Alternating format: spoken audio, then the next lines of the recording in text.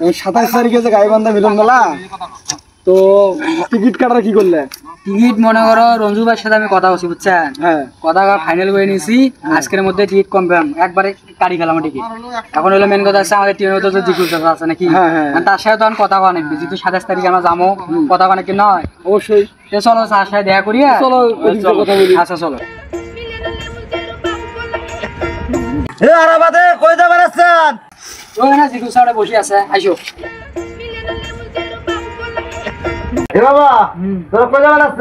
আরে চাচা তোমরা জানেন না 27 তারিখে যে মিলন মেলা, রঞ্জু ভাই সবাই ওইটার মধ্যে থাকবে, তাই টিকিট কাটতে জন্য যাওয়া লাগছে। বাবা তোমার জানেন না, তোমার 7 হওয়ার জন্য আমি 7টা টিকিট কাটছি। টিকিট কাই দিছে না? হ্যাঁ টিকিট কাটি থুছি বা তোমার জন্য। ওইটার মধ্যে কি রাইড আসবে জানেন? রাইড আসবে বা ওইটার তো রঞ্জু ভাইও আছে, আরে রংপুরে আরমান ভাইও আসবে, এই কুড়িগ্রাম থেকে আর নালুবাতে আসবে।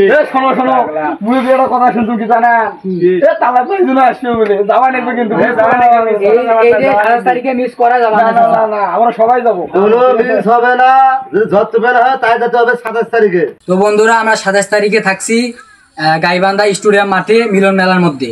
তো কারা কারা থাকবেন অবশ্যই কমেন্ট করে জানিয়ে দিবেন, আর আমরা অবশ্যই যাব।